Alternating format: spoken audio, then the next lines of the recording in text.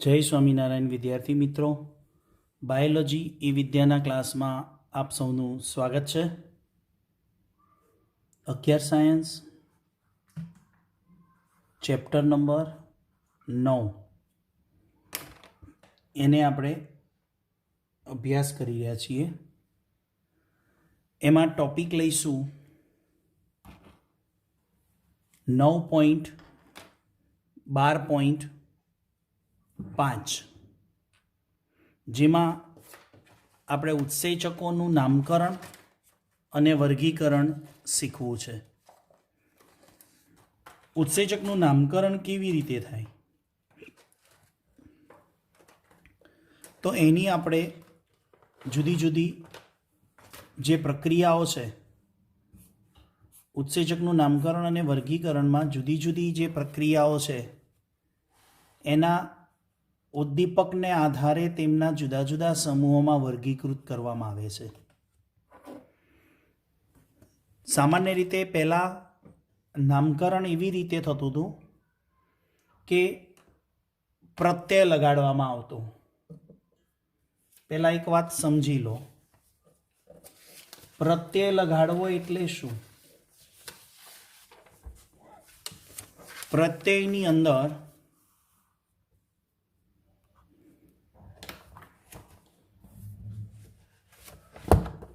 પહેલા ઇન પ્રત્યય માનવામાં આવતો. એ ઇન પ્રત્યય લગાડવામાં આવતો તો એને બોલાતું પેપ્સીન, ટ્રિપ્સિન. એટલે એ જે ઉત્સેચક છે એની પાછળ ઇન પ્રત્યય લાગે, પેપ્સીન, ટ્રિપ્સિન. પણ સમય જતાં વર્ગીકરણમાં ઉત્સેચકના નામકરણમાં એ જ પ્રત્યય લગાડતા. કયો પ્રત્યય લગાડવામાં આવતો? એ જ. પણ દાખલા તરીકે પ્રક્રિયાર્થી કોણ છે? માલ્ટોઝ. તો ઉત્સેચકના નામ બનાવવા માટે માલ્ટોઝ પ્રક્રિયાર્થી છે, તો માલ્ટોઝને અસર કરતો ઉત્સેચક માલ્ટોઝના નામ ઉપરથી જ બનાવવાનો, પણ એ માલ્ટોઝના નામની પાછળ એ જ પ્રત્યય વાપરવાનો, એ જ શબ્દ વાપરવાનો. તો માલ્ટેઝ. તો બોલો, લેક્ટોઝ પ્રક્રિયાર્થી હોય તો ઉત્સેચક કયો બને? લેક્ટેઝ. પછી સુક્રોઝ, તો કયો ઉત્સેચક બનશે? સુક્રેઝ. લિપિડ હોય, લિપિડનું પાચન કરવા વાળો ઉત્સેચક તો લાઇપેઝ. પ્રોટીનનું પાચન કરવા માટે પ્રોટીએઝ. એટલે પ્રત્યય કયો લગાડવામાં આવે? એ જ પ્રત્યય લગાડવામાં આવે. અને નામ પ્રક્રિયાર્થીના નામ ઉપરથી જ ઉત્સેચકનું નામ પડે. ઘણી પ્રક્રિયા એવી છે કે જેમાં ઉત્સેચકનું નામ છે એ પ્રક્રિયાર્થીના નામ ઉપરથી પડે.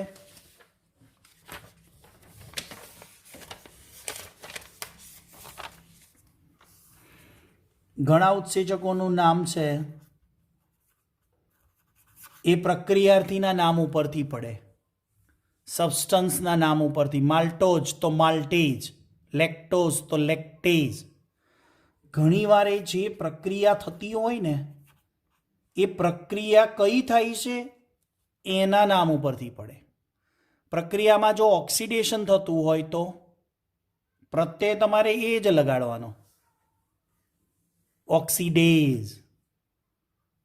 રિડક્શન થતું હોય તો રિડક્ટેઝ. સમજાય છે ને? જળ વિભાજન થતું હોય, પ્રક્રિયા છે ઇંગ્લિશમાં હાઇડ્રોલિસિસ બોલાય, ગુજરાતીમાં જળ વિભાજન કહેવાય. તો એ પ્રક્રિયા હાઇડ્રોલિસિસ થાય છે એને હાઇડ્રોલેજ કહેવાય. પહેલો ઓપ્શન પ્રક્રિયાર્થીના નામ ઉપરથી ઉત્સેચકનું નામ પડે. બીજો ઓપ્શન ઘણીવાર પ્રક્રિયાના નામ ઉપરથી પડે. ઘણા એવા ઉત્સેચકો છે કે જેના નામ નિપજના નામ ઉપરથી પડે. તો ઉત્સેચકનું નામકરણ પાછળ એ જ પ્રત્યય લગાડવાનો, પણ કોની પાછળ એ જ પ્રત્યય લગાડો તો ઉત્સેચકનું નામ પડે? પ્રક્રિયાર્થીના નામની પાછળ, પ્રક્રિયાના નામની પાછળ, ઘણીવાર નિપજના નામની પાછળ. તો આવી રીતે ઉત્સેચકનું નામકરણ થતું હોય છે. તો એ ઉત્સેચકના નામકરણમાં 6 વર્ગો અને પ્રત્યેક વર્ગને 4 થી 13 ઉપવર્ગોમાં વર્ગીકરણ કરવામાં આવે છે. હવે કયા 6 વર્ગો છે વિદ્યાર્થીઓ કે જે આપણે શીખવાના છે ઉત્સેચકના નામકરણ અને શું કઈ રીતે પ્રક્રિયામાં ભાગ ભજવશે? એક છે ઓક્સિડો રિડક્ટેજ, બીજો છે ટ્રાન્સફરેજ, ત્રીજો છે હાઇડ્રોલેજીસ, ચોથો છે લાએજીસ, પાંચમો છે આઇસોમરેસિસ, છઠ્ઠો છે લીગેઝિસ. શું છે આ શબ્દ? બધી જ પ્રક્રિયાઓ છે. કોઈ પ્રક્રિયામાં ટ્રાન્સફર થતો હોય તો ટ્રાન્સફરેજીસ, કોઈ પ્રક્રિયામાં મોટો અણુ નાના અણુમાં રૂપાંતર થતો હોય તો લાએજીસ, એક સમઘટકમાંથી બીજો સમઘટક બનતો હોય તો આઇસોમરેજીસ, અને નાના અણુને જોડીને મોટો અણુ બનાવવાનો હોય તો લીગેજીસ. તો આ આપણે ઉત્સેચકનું નામકરણ છે. એના 6 વર્ગો છે, એટલે એનું વર્ગીકરણ કર્યું કહેવાય. હવે 1 બાય 1 આપણે એના પ્રકાર જોઈશું.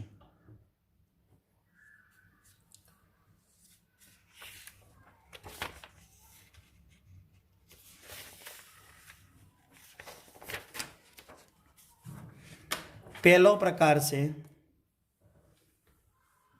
ઓક્સિડો રિડક્ટેજીસ. બીજું એવું બોલાય ઓક્સિડો રિડક્ટેજીસ એટલે ડિહાઇડ્રોજીનેસિસ. ડિહાઇડ્રોજીનેસિસ એટલે ડિહાઇડ્રોજીનેસિસ એટલે કોઈ પદાર્થમાંથી હાઇડ્રોજનને દૂર કરવો છે. તો સ્વાભાવિક છે કે હાઇડ્રોજનને દૂર કરો તો એને ડિહાઇડ્રોજીનેશન કહેવાય અને ઉત્સેચકનું નામ પડે ડિહાઇડ્રોજીનેસિસ. અને તમે હાઇડ્રોજન દૂર થતો હોય કેમેસ્ટ્રી પ્રમાણે તો ઓક્સિજન ઉમેરાતો હોય તો ઓક્સિડેઝ. હવે એક ઉદાહરણ દ્વારા સમજીએ કે આ પ્રકારના જે ઉત્સેચકો છે એ ઉત્સેચકો કોષમાં 2 પ્રક્રિયકો, જો અહીંયા એક છે એસ સમજવા માટે અને બીજો છે પ્રક્રિયક એસ ડેશ. આ બંને વચ્ચે ઓક્સિડેશન રિડક્શન ઉત્પ્રેરિત કરે. ઉત્પ્રેરિત એટલે ઉત્સેચક દ્વારા પ્રક્રિયા કરવામાં આવે એટલે ઉત્પ્રેરિત કહેવાય. અહીંયા એસ છે ને, જો એ રિડ્યુસ છે, એસ ડેશ છે ને એ ઓક્સિડાઇઝ છે. અહીંયા એસ પદાર્થ રિડ્યુસ થયેલો, એસ ડેશ છે ને એ ઓક્સિડાઇઝ છે. પણ જ્યારે ઉત્સેચક વડે પ્રક્રિયા થશે ત્યારે એસ શું થઈ ગયો હશે? ઓક્સિડાઇઝ થઈ ગયો. અને એસ ડેશ શું થઈ ગયો? રિડ્યુસ. તો કેમેસ્ટ્રીમાં તમે ઓક્સિડેશન રિડક્શન પ્રક્રિયાઓ શીખતા હશો, સેમ વસ્તુ, પણ આપણે અહીંયા શીખવાનું છે કે ઉત્સેચકની હાજરીમાં થાય છે. અહીંયા એસ હતો જે રેડિયસ હતો, ઉત્સેચકને કારણે એસનું શું થઈ ગયું? Oxidation, oxidise. એસ ડેશ હતો એ ઓક્સિડેશન હતો, એ રિડ્યુસ થઈ ગયો. તો આ પ્રમાણે ઓક્સિડો રિડક્ટેજીસની ક્રિયાવિધિને પણ સમજ્યા, જેથી એ ઉત્સેચક ઓક્સિડેશન રિડક્શન પ્રક્રિયામાં ભાગ લે છે. એટલે એ ઉત્સેચકનું નામકરણ કોના ઉપરથી પડ્યું? પ્રક્રિયાથી કઈ પ્રક્રિયા થઈ? ઓક્સિડેશન રિડક્શન પ્રક્રિયા થઈ એટલે ઉત્સેચકનું નામ શું પડ્યું? Oxidoreductases. Second number, transferases. નામ ઉપરથી તમને ખબર પડવી જોઈએ. ટ્રાન્સફરેજીસ, ટ્રાન્સફર થાય છે. કોનામાં? રૂપાંતર થાય છે. તો આ સમૂહના ઉત્સેચકો પ્રક્રિયકોની એક જોડ વચ્ચે ચોક્કસ સમૂહ, ઉદાહરણ તરીકે જી, હાઇડ્રોજન સિવાયના સ્થાનાંતરને ઉત્પ્રેરિત કરે છે. હવે આ વાક્ય રચનામાં તમને સમજાય કે ન સમજાય? તો એના માટે આપણે એક આવી પ્રક્રિયા લઈએ જેથી આપણને વધુ ખબર પડે. અહીંયા જુઓ, એસ છે અને બીજો કોણ છે? જી. જીને શું કીધું આપણે?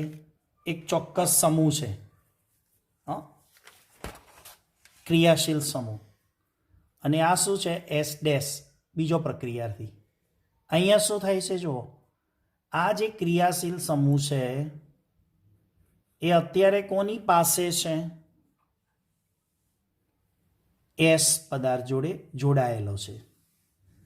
તો આ જે જી છે, જે ક્રિયાશીલ સમૂહ છે, એ અહીંયા કોની સાથે જોડાઈ ગયો? એસ ડેશ સાથે.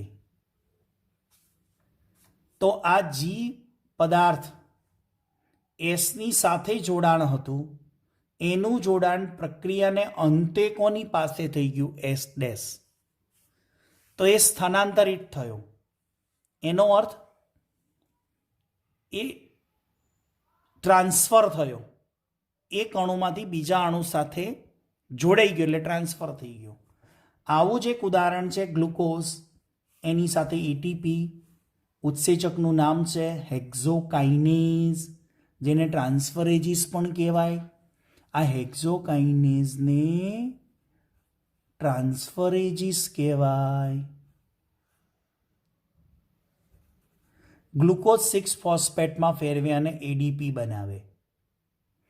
આ પ્રક્રિયા હું તમને સમજાવીશ chapter number 14.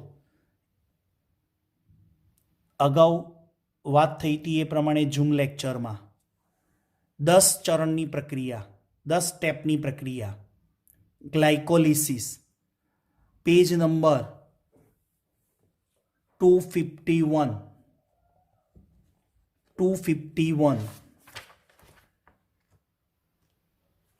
Just hold on. 251 page number ઉપર,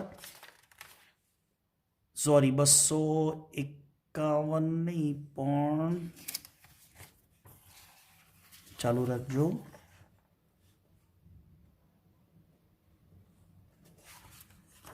બસો ને 29 નંબરના પેજ ઉપર 229, જેમાં તમને ઝૂમ લેક્ચર ઉપર આઈડિયા આપેલો કે 10 ચરણની પ્રક્રિયા છે. હા, પણ અહીંયા જુઓ, તમને સમજાવવામાં આપણે સહેજ પણ કચાશ નહીં રાખીએ. હું ગ્લુકોઝના 6 અણુ દોરું છું.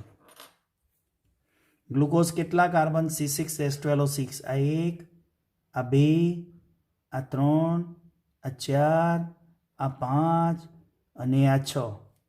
આ ગ્લુકોઝના 6 અણુ. ઓકે, આ છે એટીપી. હવે અહીંયા શું બન્યું? Glucose 6 phosphate. બરાબર.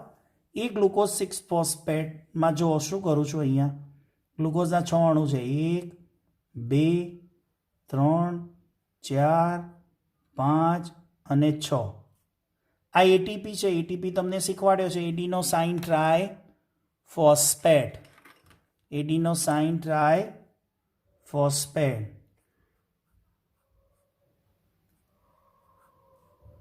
આ એક ફોસ્ફેટ, આ બીજો ફોસ્ફેટ, આ ત્રીજો ફોસ્ફેટ. બરાબર?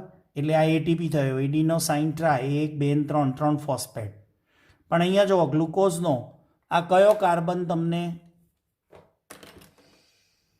પહેલો કાર્બન, બીજો, ત્રીજો, ચોથો, પાંચમો, છઠ્ઠો. તો એટીપીમાંથી એક ફોસ્ફેટ એ ગ્લુકોઝના છઠ્ઠા કાર્બન સાથે જોડાઈ ગયું, એટલે નામ પડ્યું ગ્લુકોઝ 6 ફોસ્ફેટ. આઈયુપીએસસી નામ કેમિસ્ટ્રીમાં શીખ્યા ને, રાઈટ. તો અહીંયાથી છૂટો પડેલો ફોસ્ફેટ ગ્લુકોઝના કયા કાર્બન સાથે જોડાઈ ગયો? છઠ્ઠા કાર્બન સાથે જોડાઈ ગયો, એટલે નામ પડ્યું ગ્લુકોઝ 6 ફોસ્ફેટ વત્તા એડીપી. કેમ કે હવે એક ફોસ્ફેટ અહીંયાથી નીકળી ગયો, એટલે હવે શું વધ્યું? એડીપી. આવી પ્રક્રિયા હું તમને વ્યવસ્થિત રીતે ગ્લાયકોલિસિસમાં 10 પ્રક્રિયાઓ આવી શીખવાની છે. આવી 10 પ્રક્રિયાઓ શીખવાની એટલે ગ્લાયકોલિસિસ ટૂંકમાં પૂરી થાય. પણ અહીંયા ઉત્સેચકની વાત આવે છે ને, એટલે સમજાવવાનો પ્રયત્ન કર્યો છે. ચલો ત્યારે આગળ વધીએ. ત્રીજા નંબરના ઉત્સેચકની વાત કરીએ. ત્રીજા નંબરના ઉત્સેચકમાં છે હાઇડ્રોલેજીસ. હાઇડ્રોલેજીસ એટલે કે જળ વિભાજન પ્રક્રિયામાં, જળ વિભાજન એટલે શું? H2O ઉમેરાય. શું થાય છે? H2O ઉમેરાય છે.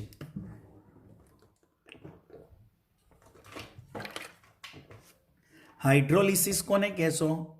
H2O ઉમેરાય તેને. હવે આ સમૂહના ઉત્સેચકો એસ્ટર, ઇથર, ગ્લાયકોલિસિસ, એની અંદર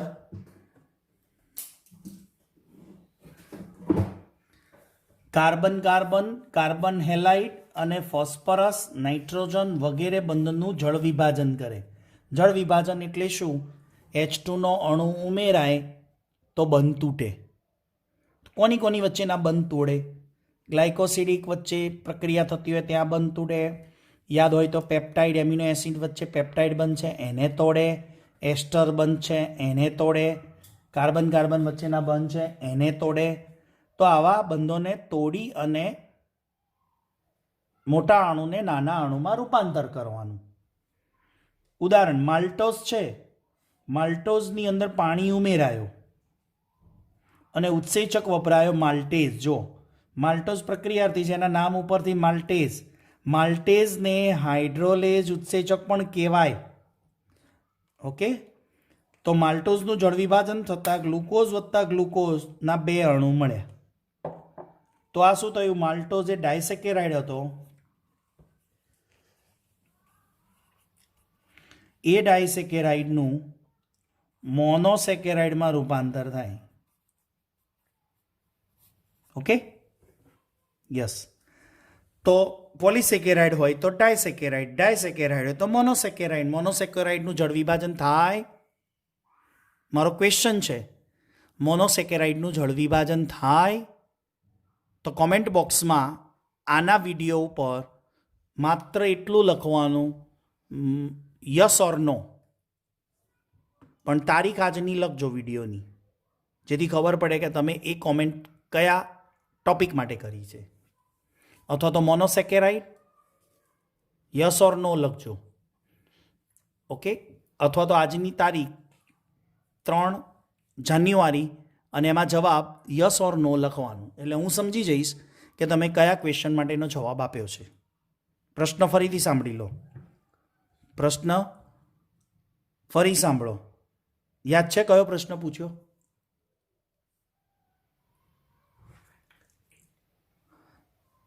પોલિસેકેરાઇડનું ડાયસેકેરાઇડનું મોનોસેકેરાઇડમાં શું મોનોસેકેરાઇડનું જળ વિભાજન થાય? આ ક્વેશ્ચન છે. આગળ વધીએ. નેક્સ્ટ ચોથા નંબરના ઉત્સેચક છે લાએજીસ. લાએજીસનું કામ શું છે? છૂટા પાડવું, તોડવું. અને એમ પણ બોલાય કે મોટા અણુનું નાના અણુમાં રૂપાંતર થવું. તો આ પ્રકારના ઉત્સેચકો H2O ઉમેર્યા વગર, નવાઈની વાત છે, મોટા અણુને નાના અણુમાં ફેરવવા માટે જળ વિભાજન થવું જોઈએ, પણ અહીંયા જળ વિભાજન થયા વિના, એટલે કે પાણીનો અણુ ઉમેર્યા વગર ઉત્સેચકો પ્રક્રિયાર્થીમાંથી સમૂહને દૂર કરે, તેના પરિણામે દ્વિબંધનું નિર્માણ થાય. જો અહીં એક ઉદાહરણ, કાર્બન કાર્બન, કાર્બન સાથે X જોડાયેલો છે, કાર્બન સાથે Y જોડાયેલો છે, પણ જ્યારે આ ઉત્સેચક લાએજીસ કામ કરે ને ત્યારે X અને Y જોડાય છે, અને આ C અને C છે અને એની વચ્ચે ડબલ બોન્ડનું નિર્માણ થઈ ગયું. આ કાર્બન અને કાર્બન, ઓકે, એની સાથે એક કાર્બન સાથે X છે, બીજા કાર્બન સાથે Y છે. જ્યારે અહીંયા શું થયું? X અને Y સાથે જોડાણ થઈ ગયું, તો અહીંયા કાર્બન અને કાર્બન વચ્ચે ડબલ બોન્ડ રચાઈ ગયા. એનું એક ઉદાહરણ ફરીથી જે આવે છે, ગ્લાયકોલિસિસ પ્રક્રિયાનું સ્ટેપ છે 10 ચરણમાંથી. નામ છે રસાયણનું ગ્લુકોઝ 1,6 ડાયફોસ્ફેટ. હવે ગ્લુકોઝ 1,6 ડાયફોસ્ફેટ એટલે આ 1, આ 2, આ 3, આ 4, આ 5 અને આ 6 કાર્બન ધરાવતો ફ્રુક્ટોઝ. ફ્રુક્ટોઝના આ છઠ્ઠા કાર્બન ઉપર ફોસ્ફેટ, ફ્રુક્ટોઝના પહેલા કાર્બન ઉપર ફોસ્ફેટ, એટલે નામ બન્યું ફ્રુક્ટોઝ 1,6 ડાયફોસ્ફેટ. પણ એમાં લાએજીસ પ્રક્રિયામાં વપરાતો આલ્ડોલેઝ ઉત્સેચકથી અહીંયા આ લાંબા અણુનું વિખંડન થશે, એટલે આ લાંબો અણુ તૂટી ગયો એટલે કેટલા કાર્બન ધરાવતો બન્યો? 3 કાર્બન ધરાવતો અણુ બન્યો. બરાબર, 6 અણુનો હતો એ 3 કાર્બનનો થઈ ગયો. અને આના પહેલા કાર્બન સાથે ફોસ્ફેટ બંધ હોય અને આના ત્રીજા કાર્બન સાથે ફોસ્ફેટ હોય, તો આ શર્કરાનું નામ પડે ફોસ્ફોગ્લિસરાલ્ડિહાઇડ, ટ્રાયોઝ શર્કરા. યાદ કરો, ડાયહાઇડ્રોક્સી એસિટોન, આ પણ ટ્રાયોઝ શર્કરા છે. તો આ હેક્ઝોઝ શર્કરાનું વિખંડન થઈને 2 ટ્રાયોઝ બની, 3 કાર્બન ધરાવતી. ડોન્ટ વરી, આ પ્રક્રિયાને આપણે ગ્લાયકોલિસિસમાં અલગથી સમજવાની છે, પણ અહીંયા ઉત્સેચકની વાત આવે છે કે પાણી વગર મોટા અણુને નાના અણુમાં કેવી રીતે ફેરવાય. તો મોટા અણુનું નાના અણુમાં રૂપાંતર છે, પણ પાણીનો અણુ ઉમેર્યા વગર જ મોટો અણુ તૂટે છે અને એના 2 નાના અણુનું નિર્માણ થાય છે, તેમાં દ્વિબંધનું નિર્માણ થાય છે. ચલો આગળ વધીએ.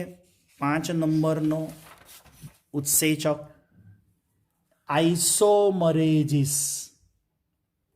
આઇસોમર એટલે સમઘટક, સમઘટકમાં રૂપાંતર કરતો હોય તેવો ઉત્સેચક. તો આ સમૂહના ઉત્સેચકો પ્રકાશીય, ભૌમિતિક અથવા બંધારણીય સમઘટકોના આંતર રૂપાંતરણ છે. આંતરણ રૂપાંતર એટલે હું અહીંયા સમઘટકતાની વ્યાખ્યા લખું છું. અણુસૂત્ર એક જ હોય, પણ બંધારણીય સૂત્ર ભિન્ન હોય, તો એને એકબીજાના શું કહેવાય? સમઘટકો. અને એને શું કહેવાય? સમઘટકતા, આઇસોમર. તો એવી જગ્યાએ જ્યાં ઉત્સેચક કામ કરે ને એને આઇસોમરેઝિસ કહેવાય. હવે અહીંયા તમે ધ્યાનથી જોજો હો, ગ્લુકોઝ 6 ફોસ્ફેટ 1, 2, 3, 4, 5 અને 6, આ 6 ગ્લુકોઝના અણુ છે. એના છઠ્ઠા કાર્બન સાથે આ ફોસ્ફેટનો અણુ જોડાયો, તો આને કહેવાય શું? Glucose 6 phosphate. પણ ગ્લુકોઝનો સમઘટક કોણ છે? ફ્રુક્ટોઝ. Fructose 6 phosphate. તો કેવી રીતે? 1 2 3 4 5 અને 6 અને એના છઠ્ઠા કાર્બન ઉપર ફોસ્ફેટ. શું તમને દેખાય છે? ગ્લુકોઝનું સૂત્ર C6H12O6, ફ્રુક્ટોઝનું સૂત્ર C6H12O6. માત્ર શું થયું? આલ્ડોઝ શર્કરાનું કીટોઝ શર્કરામાં રૂપાંતર થઈ ગયું. અણુસૂત્ર તો એક જ છે, બંધારણીય સૂત્ર જુદા. બંધારણીય કેમ? આમાં આલ્ડીહાઇડ સમૂહ અને આમાં કીટોન સમૂહ. That's clear? તો આ આઇસોમર થયો. ફ્રુક્ટોઝ એ ગ્લુકોઝનો આઇસોમર છે, સમઘટક છે. ત્યાં જે ઉત્સેચક કામ કરે છે એને ફ્રુક્ટોઝ આઇસોમરેઝ કહેવાય. કયો કહેવાય? ફ્રુક્ટોઝ આઇસોમરેઝ. પેલી 10 પ્રક્રિયાઓની વાત છે ને, યસ, એમાંની જ એક છે. તો આ ઉત્સેચકોની અંદર 10 પ્રક્રિયાઓ જે છે ને, એમાંની જ પ્રક્રિયાઓને અહીંયા સમજવાની છે. 10 પ્રક્રિયાઓમાં 9 ઉત્સેચકો તો વપરાય છે, તારી જે પ્રક્રિયા પૂર્ણ થાય છે. આપણે નીટ પ્રમાણે એમાં પ્રક્રિયામાં વપરાતા ઉત્સેચકો પણ લખાઈશું. આપણને તો ત્યાં માત્ર પ્રક્રિયા આપી છે. તો આ થયું પાંચમા નંબરનો ઉત્સેચક આઇસોમરેઝિસ. હવે આપણે લઈશું 6 નંબરનો ઉત્સેચક લિગેઝિસ. લાઇગેઝિસ. જો લાઇગેઝિસ અને લાએઝિસ જુદું છે. લાએ એટલે શું? લાએ એટલે તોડવું. લાઇગે એટલે શું? લીગે એટલે શું? જોડવું. એટલે લાય અને લીગેમાં ફેર ખબર પડી ગઈ? અહીંયા શું થશે? લીગેઝિસમાં નાના અણુને મોટા અણુમાં રૂપાંતર, એટલે નાના અણુ જોડે જોડાઈને મોટો અણુ બનાવે. તો આ પ્રકારના ઉત્સેચકો બે રસાયણોના પરસ્પર જોડાણને ઉત્પ્રેરિત કરે છે. કાર્બન ઓક્સિજન હોય, કાર્બન સલ્ફર હોય, કાર્બન નાઇટ્રોજન હોય કે ફોસ્ફરસ ઓક્સિજન હોય, એની સાથે બંધનનું નિર્માણ કરે છે. ઓકે, તો એ થયો લિગેઝિસ, લાઇગેઝિસ.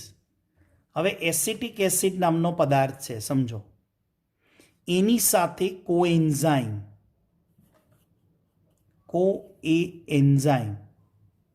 સહ ઉત્સેચક છે, વત્તા એટીપી છે. અને એનાથી શું બન્યું? એસિટાઇલ કોએન્ઝાઇમ એ.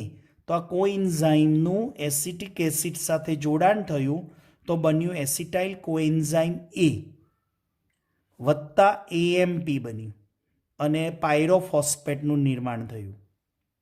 ઓકે, તો અહીંયા શું થયું? એસિટાઇલ કોએન્ઝાઇમ સિન્થેટેઝ. સિન્થેટેઝ એટલે જોડનાર, સિન્થેટેઝ એટલે સિન્થેસિસ, જોડનાર. બે પદાર્થોને જોડે ને એને સિન્થેટેઝ પણ કહેવાય, જોડનારે કહેવાય અને લાઇગેઝિસ પણ કહેવાય.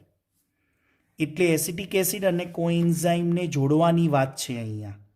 અને એના માટે વપરાતો ઉત્સેચક છે એસિટાઇલ કોએન્ઝાઇમ એ, સિન્થેટેઝ. તો આ 6 પ્રકારના ઉત્સેચકનું નામકરણ પણ છે અને સાથે સાથે એના વર્ગીકરણ કર્યું પણ કહેવાય. અને આપણે આ નામકરણમાં એવી રીતે શીખ્યા કે પ્રક્રિયાના ઉદાહરણ સાથે એ ઉત્સેચક કઈ પ્રક્રિયા કરે છે, એટલે એ પ્રક્રિયાના નામ ઉપરથી ઉત્સેચકના નામ પડે છે. તો આશા રાખું છું કે બધા વિદ્યાર્થીઓને આજના વિડીયોમાં પૂરી સમજ પડી હશે. નાની મોટી સમજ જો આપને ક્વેરી હોય તો એ આપણે ઝૂમ ઉપરના વિડીયો લેક્ચર દ્વારા રિવાઇઝ સેશનની અંદર, રિવિઝન સેશન અથવા તો પ્રશ્નોત્તરી રૂપે આપણે જે સેશન લઈએ છીએ એમાં આપના ડાઉટ્સ ક્લિયર કરી આપીશું. તો આવતા વિડીયો લેક્ચર સુધી સૌ વિદ્યાર્થી મિત્રોને HP સરના જય સ્વામિનારાયણ.